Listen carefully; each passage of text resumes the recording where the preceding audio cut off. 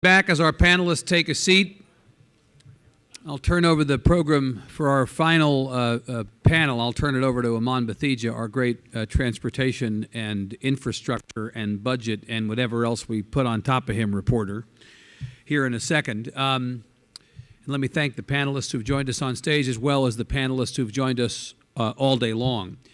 I want to say again, before we conclude our program with this panel, and Aman and everybody here sends you off into the unknown, by which I mean the state of I-35 and I-10.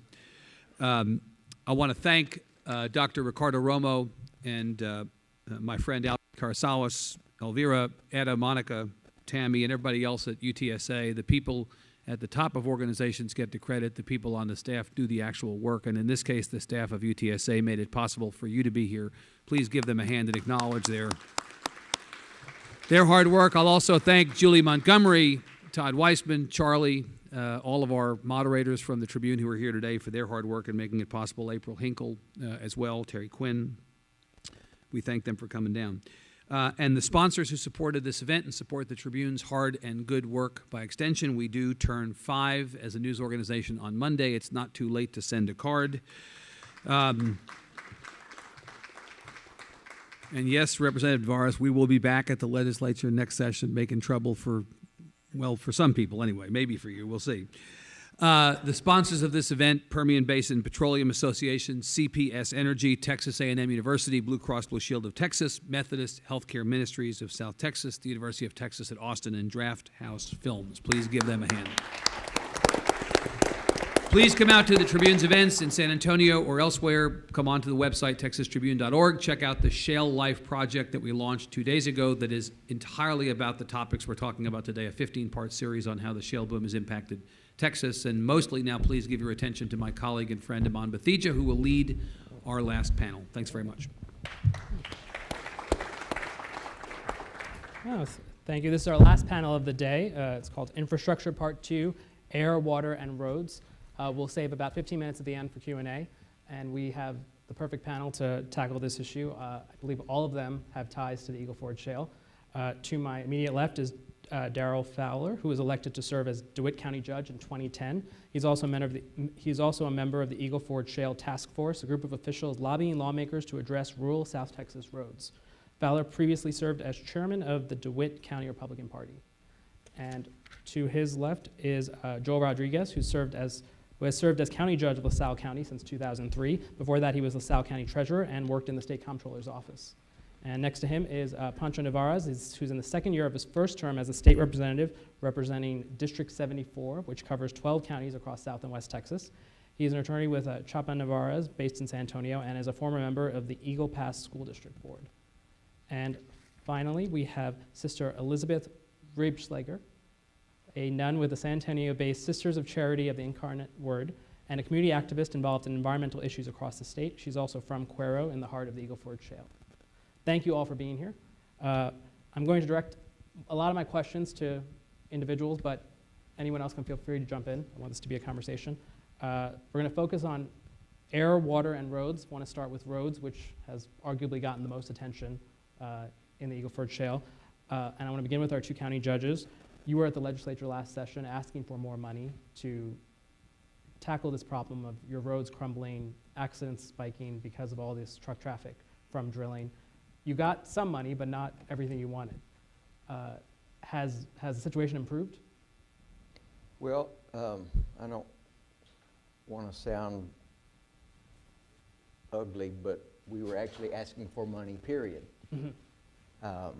It has been historical precedent, this new law that was passed, Bill 1747, Senator Uresti's bill, for the first time ever made available money from the State General Fund for county road improvement projects. Mm-hmm. But they're tied to oil field related projects, and you have to create reinvestment zones and jump through a lot of hoops to get it. Measurably, it's not enough. My county qualified out of this first round of funding $4.9 million worth of reimbursable expenses for road projects. But on the opposite side of that, the production tax generated out of my county sent $244 million up to Austin. So there's some equity there that still needs to be achieved. The 1747 is a step forward. I think it needs to be tweaked. It did generate, in creating the zones, over $2 million this first year for the county. The question in reference to the bill is actually setting constraints to be able to guide counties to get the money to the areas that are impacted. My original testimony before the House Energy was that counties were not ready for this money, and the money really needed to be invested into the farm to market, your state highway interstates, because the majority of the fatalities happening in Eagle Ford are on those roads. There are fatalities happening on county roads, but historically the legislature had never ever put money into the county system, so other shell plays in the past were not funded. They had to address county roads on their own. So it's a hard topic to sell across the state with so many people in the legislature because personal feelings of not being served can be felt across the state. So what you did and what you passed is very noble, and it's part of the solution, but it's not entire solution. It's a funding mechanism that does produce money. It doesn't resolve the issues, and I really think that that there's more guidance seek from county governments by the legislator this next session to make sure we can get some programs that will work. Well, and I What you do. want Representative Nevarez to talk about that in a minute, but what would be a program that works? Well, counties have to do what they need to do. I mean, they have to plan. And you have a wide, you have statutes that require, for example, counties to file reports. Well, in reality, there was never a penalty or anything required for counties to file reports. So what happened with this bill was that people turned an application that was actually rubber stamped because nobody actually ever monitored it. So everybody qualified that you put a piece of paper in, and yet you have counties that didn't apply because they thought the program would be run, you know, straight up. And what we're saying, it has to be tweaked. It has to be tweaked to be able to measure counties, to be able to participate, and be able to be scored to where you can get the money that's needed. There was several counties, I believe there was $41 million of county funding that was provided to counties that had no impact from oil. And, you know, that money could be redirected to areas such as DeWitt County that they're suffering quite a bit of accidents. We're suffering accidents of injury at a high rate, but if you look at Karnes, DeWitt, you have a higher ratio of accidents because they don't have a major roads like we do. So they're actually traveling on these farm to market roads that are that have very high activity, and chances are they're going to have more accidents. Representative, what do you see happening next session on this? You know, I see a lot of legislators, including myself, using Carlos's bill as a platform, as the judge suggested, to broaden, or I wouldn't say broaden, but to provide a better benefit, if you will, to the county. And on Monday, I drove from Rockport to Eagle Pass. So I drove 44 all the way to 83. And for those of you who don't know, these numbers actually mean farm to market roads and state highways, but they're through the heart of the Eagle Ford Shale. I drove 44 to 83 to 277 to Eagle Pass. And it just strikes you as you drive through there, one, how many times you have to stop because of, you know, little construction where they're trying to build super twos, or you're just stopped because traffic doesn't let you. You got water trucks behind pipes, behind service trucks, and so until you're trying to get somewhere and you think you can swing left to pass, you can't. I mean, on Wednesday and Thursday, both successive days, I drove back and forth from Laredo to Eagle Pass, which is also 83, 277. I missed being involved in an accident where 3 people were killed, where they stopped traffic And people are stuck between a dump truck and an 18-wheeler, and another 18-wheeler comes and rams into them and kills them. 3 people, right as soon as you cross from DeWitt County to Maverick County. And so me being the person that I am in terms of knowing the traffic, when I get to these things, what I do is I turn my wheels, so if I get hit, I'm going to go off into the brush and not into the dump truck in front of me. But I tell you these things because what Judge Rodriguez says is true is a lot of what needs to be done is not so much on the county roads, but on these farm-to-market roads and some of these state roads within the counties. Those are the ones that are experiencing a lot of the traffic. And you all are preaching to the choir. I mean, I'm probably going to be one of the more vocal proponents for a couple of things. One is starting probably somewhere in DeWitt County and in that area, we need to start naming maybe another interstate system that would now encompass something going east to west. You know, all our interstate systems kind of go north to south, or I guess west to east going north. But how about 83 or 277 or parts therein becoming, you know, 4-laners all the way across, because that's where the traffic's coming through. And I'm not familiar with some of the highways that bypass DeWitt County, but you know, I don't know how much convincing or how much more convincing we need to have or make or do to some of my colleagues in Tarrant County and Dallas County and Harris County that, hey, the reason the coffers are so full and the reason that that we have all these debates now about what we're going to do with the money is because everything that's happening south of San Antonio. In reference to roads, because of the traffic, we've had to increase law enforcement from 7 to 22 deputies. Our volunteer fire department was beat very heavily that we actually started up a full-time fire department and full-time county. We cover roads, repeat myself, is that roads is one issue, but there's an impact on the other infrastructure within the counties, whether it's your road departments, your law enforcement, and your fire. You know, we've increased our law enforcement from 7 deputies to 22 deputies, and I know DPS has been very active with the task force, and you know, we want to thank the state for that. But we've also had to establish a full-time fire department, and many of our people, firefighters, are actually coming from San Antonio and Travis County. And because the type of accidents, the type of fatalities are very severe. And San Antonio, Houston, Dallas suffer a 5 to 7% commercial-related accident ratio. LaSalle County, McMullen County, 52%. So when you have heavier equipment, then the severity of the accidents is much greater. So there's other things in roads and infrastructure that are not covered. I just mentioned very briefly that are also due not only to road conditions, distracted drivers, overweight, tearing roads. There's all sorts of factors, but the bottom line is that there's more fatalities in Eagle Ford. And I believe last year, LaSalle, DeWitt, Zavala, I didn't mention DeWitt, Carnes, Atascosa, Live Oak, that 16% of your fatalities in county roads came out of this area. DeWitt. And DeWitt. Sister, what have you been seeing in your Well, traveling around the area?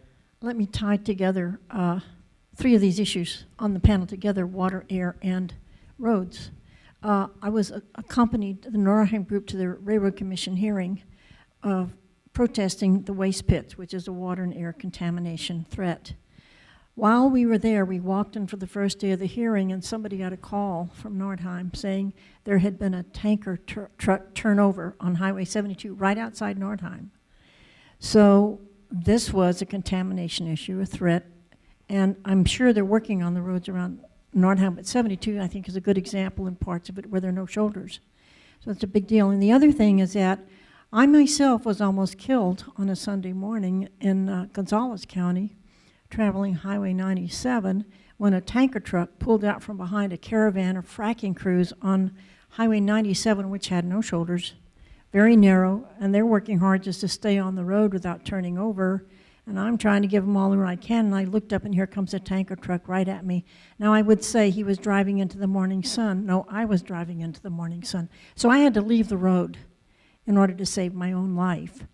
And the trooper that I stopped to tell about this said that he was part of a task force in 3 counties to try to get the trucks under control. So it's a major problem, but the roads are also a major problem. So it's a question of safety. It's a question of justice. As I told Judge Fowler in a telephone conversation once when we were discussing roads, because I was born and raised in DeWitt County, and I still do some work down there. You know, when I was growing up, my mother used to tell me, if you break something belonging to somebody, you replace it or you fix it. Now, we have all these oil and gas companies making billions of dollars from their travel or use of the roads. These roads are built by ranchers, by citizens who put their hard-earned tax dollars into constructing roads that would provide safe transport for their products. That's why they're called farm-to-market roads. Scuba safety for their children to get to and from school, and also to be able to get to church on Sunday and back again safely. They built those roads with their tax money. Now comes the oil and gas industry, taking billions of dollars of product and paying people royalties for it. There's no doubt about that. But they're using the roads. See, and the taxes that the county gets come back from the state by delegation, by allotment. Is that correct, Judge? No. All right, so at any rate, I'm wrong about that, but some of them do. But at the same time, there seems to be, and I talk to people on the streets and I listen to them and they say, you know, we don't understand why our roads are being torn up. Why can't the oil and gas companies help us pay for this? So I'll turn that over to the judge. Well, I can answer that. Specifically in DeWitt County, oil and gas mineral interests are paying $9 out of every 10 that we raise, and we are putting 72% of all of our revenue back into the roads that are being destroyed. So they technically are paying for the redevelopment, reconstruction of those roads. But is that $9 enough? No, it's not. No, it's really not. We had our whole road system analyzed in 2012, and the engineering firm that we used came back. We have 690 miles total in the county. Half of the county, roughly 45% of the county, is engaged, or was at that time, in oil and gas development. The fields are shrinking somewhat because they're moving back into the fairways we heard earlier today. Mm-hmm. But I still have 342 miles of county road impacted daily. And our practical experience right now is it's taking $350,000 per mile to build a road to the standard that will withstand a 6 million pound rig move and 4 million pounds of frac sand to bring the well into completion. Mm-hmm. and make it wide enough to sustain two-way traffic and keep Grandma Schultz out of the ditch. Judge, is that $9 actually coming back from the state? Is that part of the bill, or they pay it directly to you? That's part of the local budget that we've adopted this year. 2 years ago, sister, you may remember the headlines in the paper, county judge has lost his mind and going to raise revenue 50% this year. And we adopted a budget by holding our tax rate steady. We didn't lower it, but the property wealth that was gained from the oil and gas interest added so much to the tax base. We went from 1.2 billion to 2 billion, and then the second year with 2 billion to 5 billion. And by just holding that tax rate steady, we've gone from when I took office, $7 million of tax revenue now this year to almost 34 million in tax revenue, but we're taking 90% of that and putting it right back, or we're raising 90% from the oil and gas interest, and then 72% of what we're raising is going back to the roads, and the rest of it is taking care of the other budget strains that we all see, like the sheriff's department and the district courts and so forth. So in our case, the industry is paying. The cost for roads varies in LaSalle County. The bids are coming in at $1 million per mile. Oh, wow. You're in direct competition. The trucking companies are direct competition with the oil companies for pads and the same equipment. So it runs the cost up. Gravel is high. Some of the gravel has to be imported. So the fear is that for those communities that are not invested in infrastructure, if they wait too long, then there may not be the tax base to support it, may not have the manpower or the gravel. So delaying reinvestment in infrastructure may not be the right decision, because if you look at all the shale plays, and the document that I gave you shows the analysis of the drilling permits per shale basin throughout the state, shows that your permits start, and at some point they start decline, because as with all your natural resources, there is diminishing returns that state that there's a peak and then there's a downfall. And that's the hardest thing to measure, is the downside of the Eagle Ford. It's so very hard, and I hope that the oil companies will work with the legislature in reference to providing an understanding of their drilling schedules and patterns, so we can make a decision on how to invest in infrastructure. Representative, there's a multi-billion-dollar surplus that's going to be on the table next session, and that is essentially from the drilling boom. So do you think there's going to be the momentum to put a good chunk of that money towards addressing this issue? You know what, if common sense and, you know, thinking clashed or was in the same sentence with, you know, we're going to have this money, then I would say yes. But I mean, I don't know what's going to happen come January. I was telling you, we've got a visitor from Mississippi, Mayor Rawlings from Macomb. Where is he at? He just stepped out. You know, we were talking about that. I said, you know, the problem is, and I said, you probably have this in your state, is you got a lot of people that campaign and run on all this red meat about, I'm not going to spend one penny, and they make them sign these things that say, I'm not going to spend any money. And I mean, how foolish is that? You haven't even gotten to the debate or the party, and you already decided you're not going to taste anything because no. And so it's real hard to budget when you have more money. It seems like it wouldn't be, but it's actually harder to budget with the more money you have.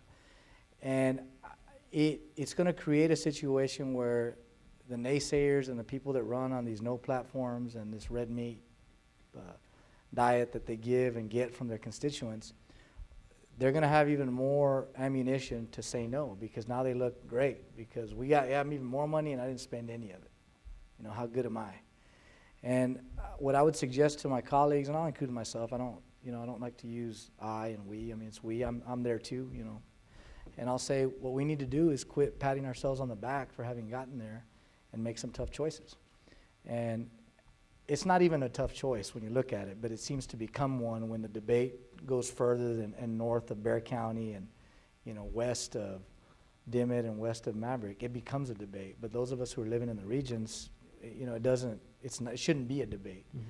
And so what I would, from this platform and from this perch that we're in today, I would ask my colleagues, and I would ask those of you who have who are constituents of my colleagues, to tell them, hey, you know, listen and see what can come from having more money and what we can actually do, rather than say, you know what, I'm going to hold some imaginary line on spending that somebody told me that I should hold just because they want me to hold it. And that's where we're at.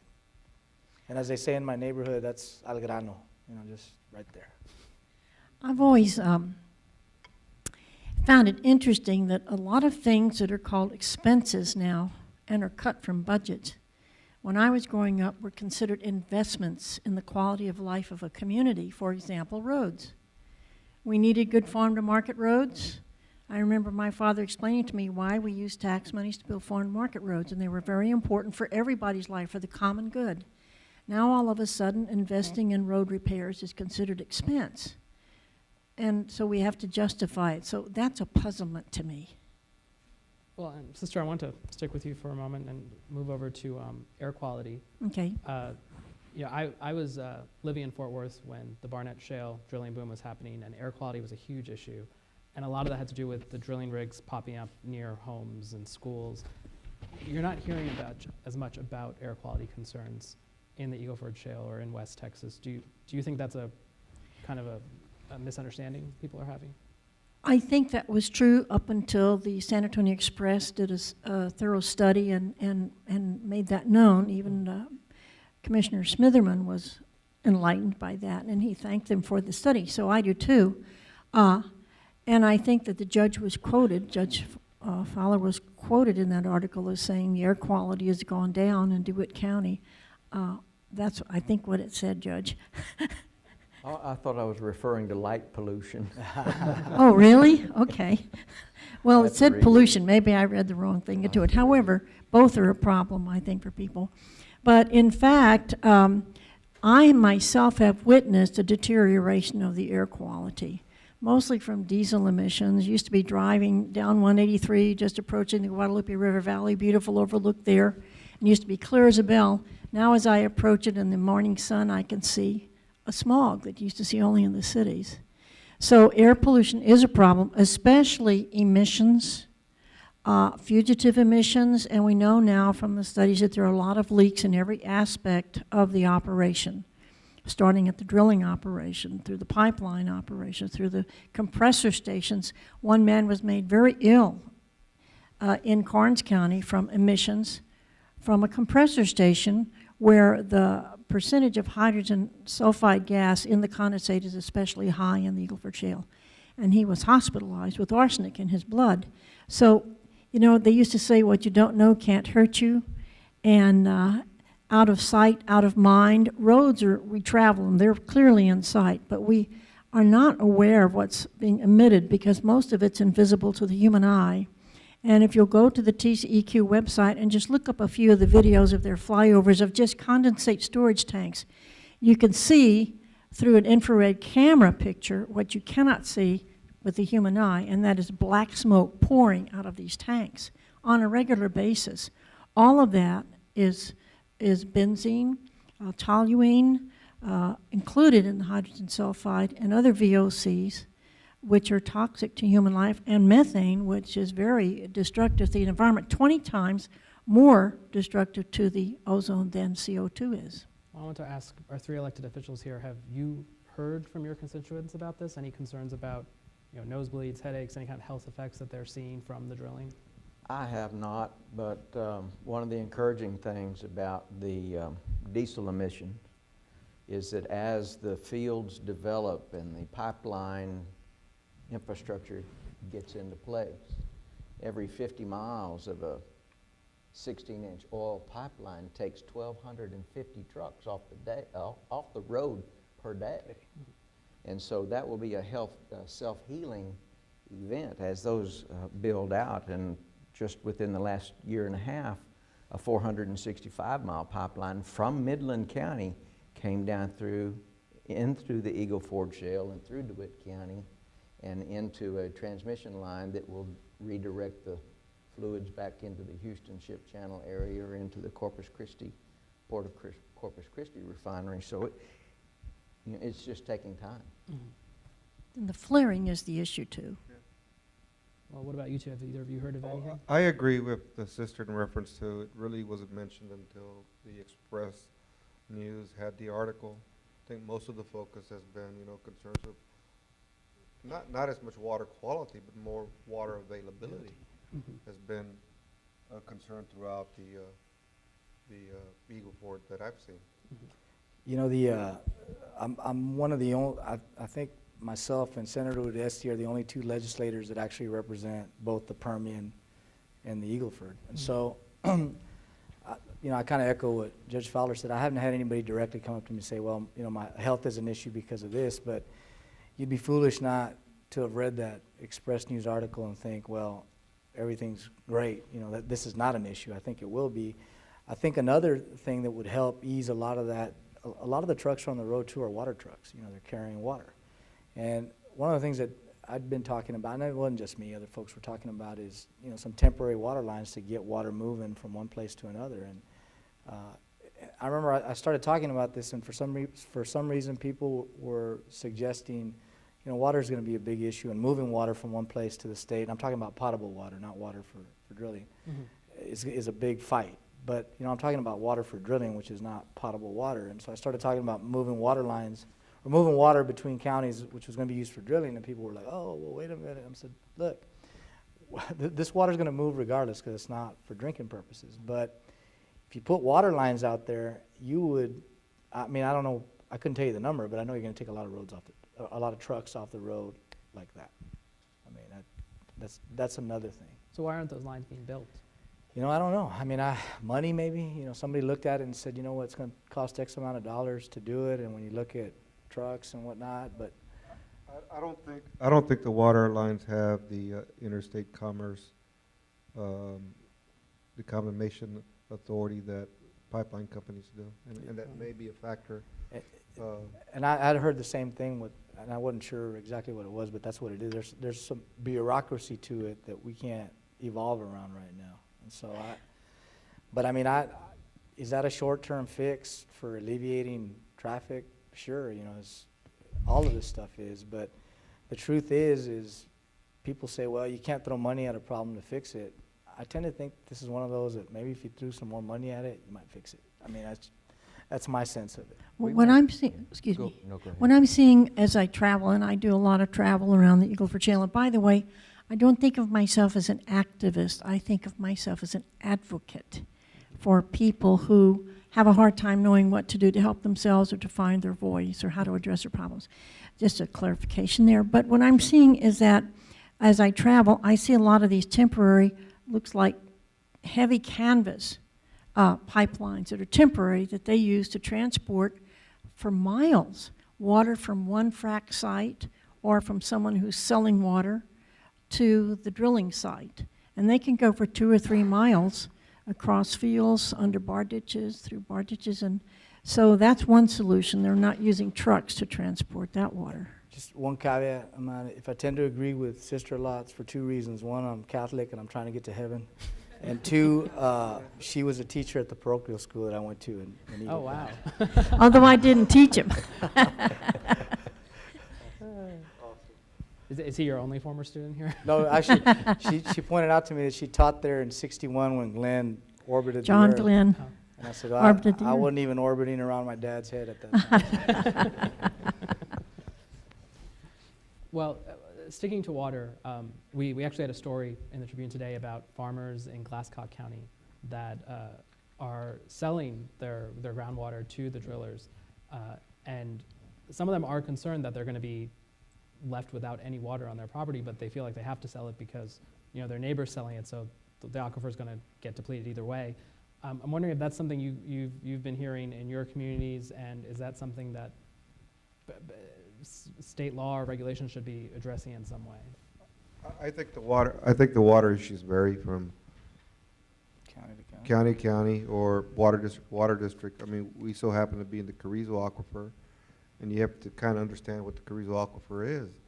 And in reality, the farming has used more water than the oil companies for fracking. And it's been mined, because it's looked at natural resource for 60, 70, 75 years. And the fact that we've had some droughts and other activities that hurt it, you know, have people worried about the quality of the water. And it so happens that the Carrizo is like a wedge of cheese. Your recharge zone is up here. Wedge of cheese is wide at the bottom, and the deeper you go, the hotter it gets. And your water quality diminishes because it has minerals and it's a hotter water. But it's not so much because of the oil companies, it's so much that we've used the water as a region for decades, and it's not being recharged as much or as fast as we wish it could. And you know, the environment and the earth is not giving us the rain that we need. You know, I agree with the judge. There is, you know, in my district, water is huge. You know, Val Verde, Kinney County, they've got a lot of underground water. And, you know, some counties are starting to feel they need to protect themselves by forming underground water districts.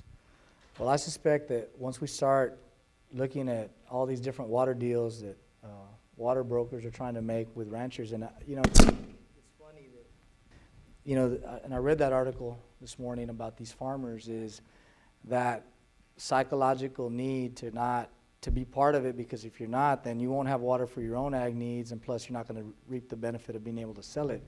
I think that's kind of what goes on in counties where there's abundant groundwater. And the fact is once it starts raining again, it's not going to be an issue. You know, counties like Val Verde and Kinney, they're not so much agricultural. They do a lot of ranching. They don't do a lot of agriculture, like DeWitt County, LaSalle, Maverick, and Zavala. Certainly Zavala is a big agricultural center, but to me, that side of it, it's going to rain again. You know, we're in a, what is it, Drought. an odd decade in the state, which is odd decades are known for their drought. You know, it'll start raining again. And I think we need to kind of pump the brakes on this idea that the supply of water is being severely, severely diminished by fracking. I don't know if it's that. I don't see that. But what I do see is this psychological run on water, if you will, because of what you mentioned in that article. And I saw that, and it kind of leapt off the pages at me because I see it playing out in different parts of my district with respect to drinking water. You know, the SAWS was trying to make a deal for water in Valverde, and people have this psychological need to say, no, not our water. Well, the fact is, if communities can't agree amongst themselves to move the water with the landowners, so at some point the legislature is going to come in and start carving up the state in these different pieces that don't exist already to move the water. And I hope that doesn't happen, by the way. A recommendation would be to try to pass legislation to give incentives to industry to reclaim and reuse water to where there's not such a great difference between buying and using fresh water and cleaning it and using it for refracking. So if there's some type of incentive, then it'd be great. Well, yes, I think in theory that's good, but in fact, the return rate for the water that's injected in a fracking operation varies from shale region to shale region. And in the Cheapside area of the Eagle Ford Shale, a pioneer production engineer made the public statement that they got 8% return. 92% of what they inject stays underground because of the geology in that area. It's Austin chalk is what he said, so it grabs it and holds it. So 8% return is not much. So goodbye to all of that water forever. That's the other concern. And the other concern is that I'm not sure everybody knows how much water is being withdrawn for fracking from their particular groundwater management district. Our particular groundwater management district, the Pecan Valley, gives out a water meter with every commercial water permit, and they have to report back once a month how much water they've withdrawn. Some counties don't have any groundwater management district. It's a free-for-all. So nobody knows anything, and nobody wants to have a groundwater district because they want to have total control of the water under their land. Many people are selling their water, especially if they didn't get an oil or gas lease. If they're in the wrong part of the area and they're not going to get a lease, they'll sell their water because everybody wants to make money off the boom, and that's rational. The only problem is what's happening to our water supply and what kind of planning do we have for the future.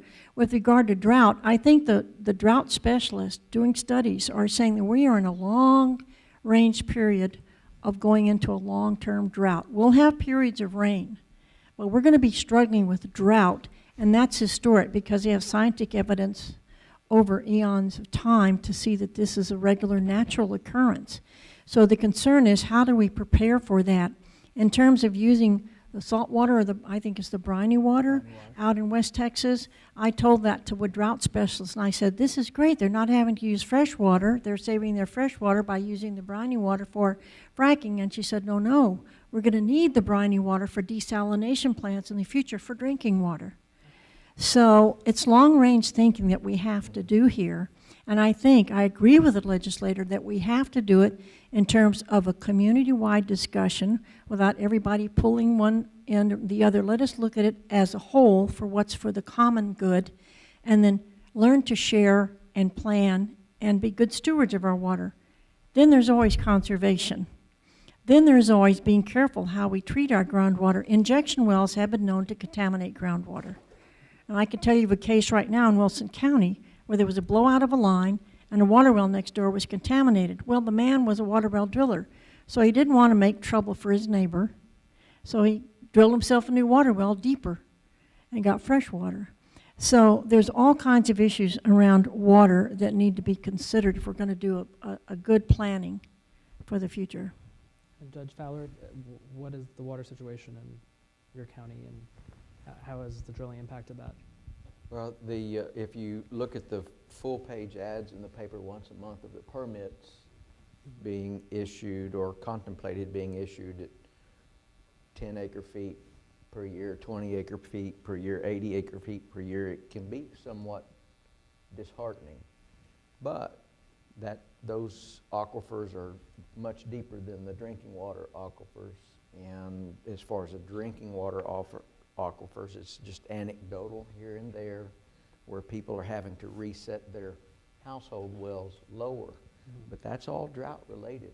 I have a picture my brother-in-law took of our ranch the other day after a neighbor came in and said, there's no more water in the tributary creek that runs through our places into the Guadalupe River. And I said, I haven't checked on mine lately. And I sent my brother-in-law down there, and a creek crossing that we have on the place that virtually impassable by anything except a Jeep or a all-terrain vehicle, by virtue of always having that 12 to 18 inches of water in it, is totally dry now. You can walk across it dry shod, but that will all recharge when the springs recharge again, whenever that is. A good 5-inch rain will be a miracle cure, or at least a temporary cure for that. But we have a good groundwater management district. The president of it is a petroleum engineer. He understands very well the hydraulics and what's going on with this. And so I think I agree with this gentleman that, you know, people shouldn't panic because the drilling is going on. There have been some private water wells that have gone dry in northwestern DeWitt County already summer before last. The reason, of course, could be debated. We were in a drought, but then there was a lot of fracking in that area. And I don't know that anybody knows how to exactly prove which is the case. That's part of the problem. I know that the city of Cuero is selling water from the city water supply. Our mayor was asked by one reporter, do you have a concern about your water supply? She said, none. And the city manager said, our recharge zone is in East Texas. Now I'm thinking, oh, now they're going to build a pipeline from East Texas down to San Antonio. What's this going to do to the city of Cuero's recharge zone? Oh, don't worry, sister. Nobody in East Texas would ever let you get any other water. Oh, yeah. They're going to fight for it, where that's clear. Well, I want to see if anyone here in the audience has any questions. We have a mic set up over here. Have any questions about road issues, water or air? I'm just dying to go back and revisit something from one of the earlier panels. Oh, go ahead. Because we had the benefit of Representative NEVÁREZ here, and he says he has friends up in the Fort Worth area. I wouldn't call them friends all the time.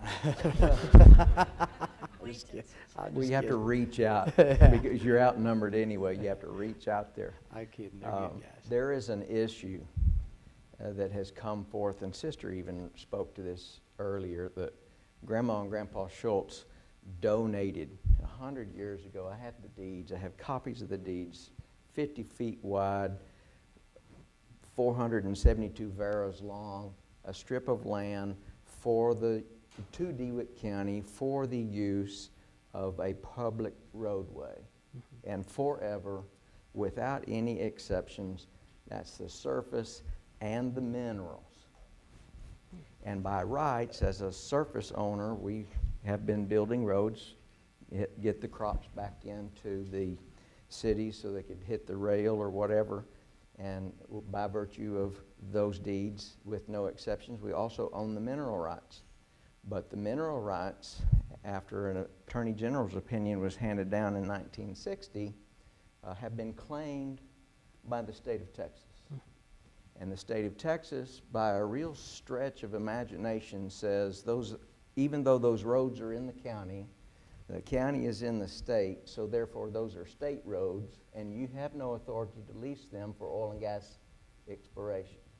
Not that we would ever want to drill there, but we would certainly want to be pooled into neighboring land that would be extracting oil and gas.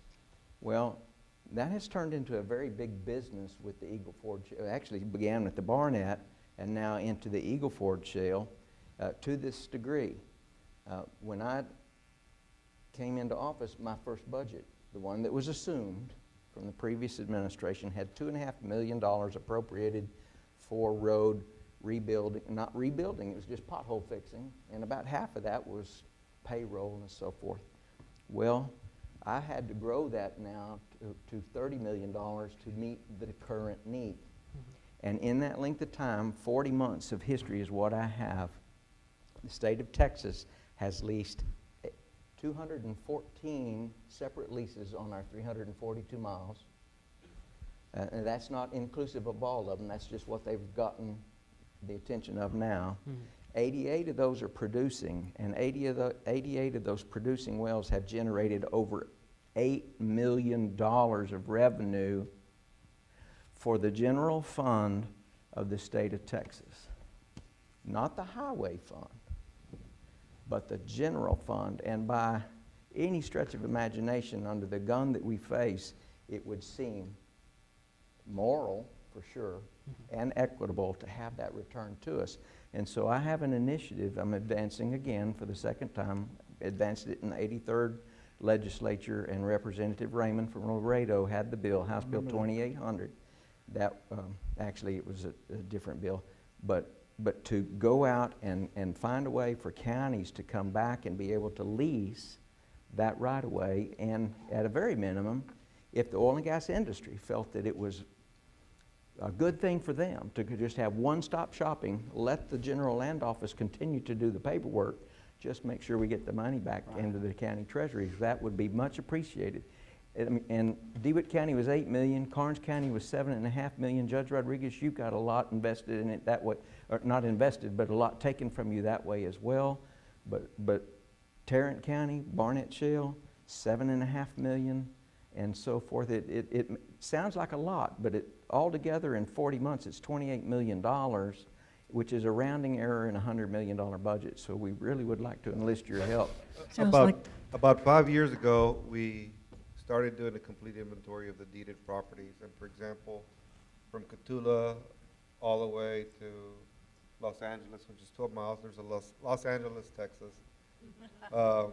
Population probably 10.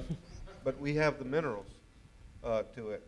And it's one of those things that the simple way is to take that oil company that's leasing those minerals to district court and file an injunction, because it's just an AG opinion.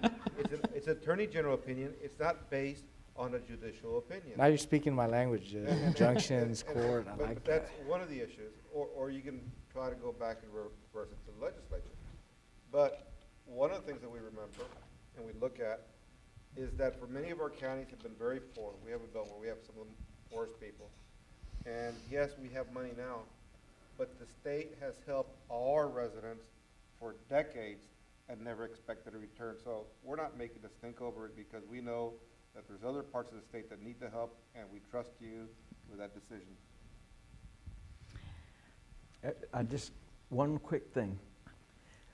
The Attorney General, Who am I Bill to stand Wilson, up to a in county judge? 1960, he summed up his taking with the fact that this could be repaired with legislation. So, Judge, I'd like to see it go that way rather than. Man, they should have never said that. This is what I was going to say. These are issues that are people issues.